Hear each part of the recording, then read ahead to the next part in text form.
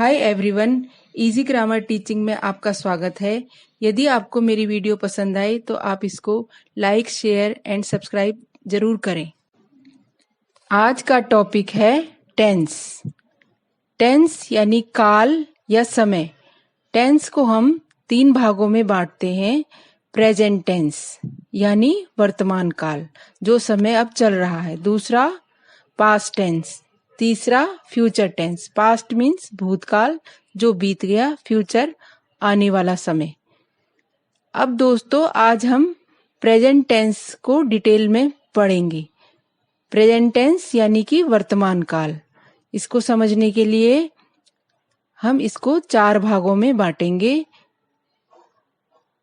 Present tense को 4 भागों में बांटेंगे। पहला है प्रेजेंट इंडेफिनिट टेंस यानी कि निश्चित समय, वर्तमान का निश्चित समय। दूसरा है प्रेजेंट कॉन्टिन्यूअस टेंस, ये कंटिन्यू चलने वाला समय है। तीसरा है प्रेजेंट परफेक्ट टेंस, जैसा कि इसके नाम से ही समझ में आ रहा है। चौथा है प्रेजेंट परफेक्ट कंटिन्यूअस टेंस। इसके अब 4 पार्ट हो गए हैं। अब हम प्रेजेंट के पहले पार्ट प्रेजेंट इंडेफिनिट को डिटेल में पढ़ेंगे। प्रेजेंट इंडेफिनिट को सिंपल प्रेजेंट भी कहते हैं। अब हम इसके आपको रूल बताएंगे।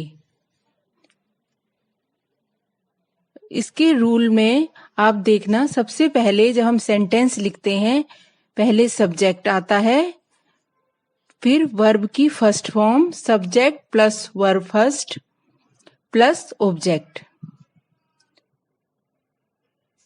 आप जब सेंटेंस लिखेंगे, अब मैं आपको बताती हूं कि सब्जेक्ट के एग्जाम्पल।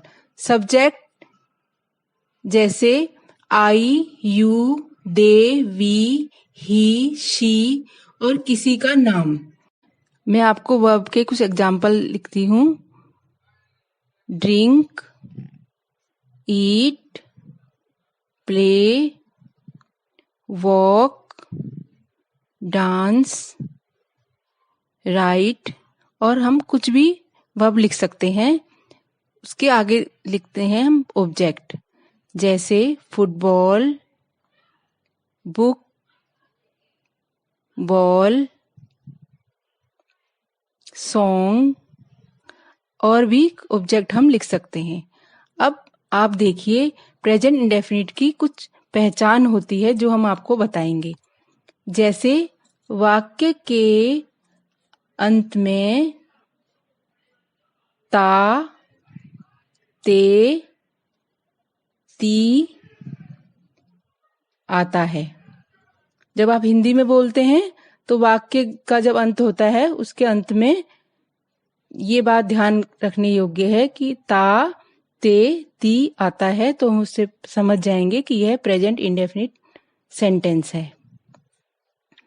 यह भी देखना है कि ही, शी और जब किसी का नाम होता है, उसके आगे वर्ब में एस या ईएस का प्रयोग होता है।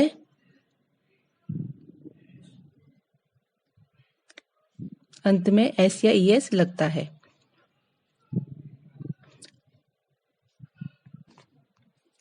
अब हम इसके कुछ एग्जाम्पल लेते हैं। Number 1, I play football. मैं फुटबॉल खेलता हूँ। इसमें आई सब्जेक्ट है, प्ले वर्ब है एंड फुटबॉल ऑब्जेक्ट है। हम देख रहे हैं कि वाक्य के अंत में ता लग रहा है। Number 2, you read book.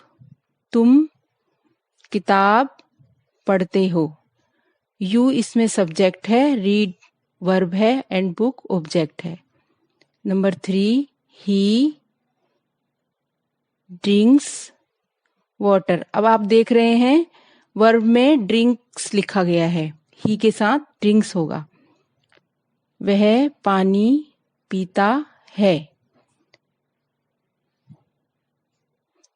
Number 4, she gives fruits.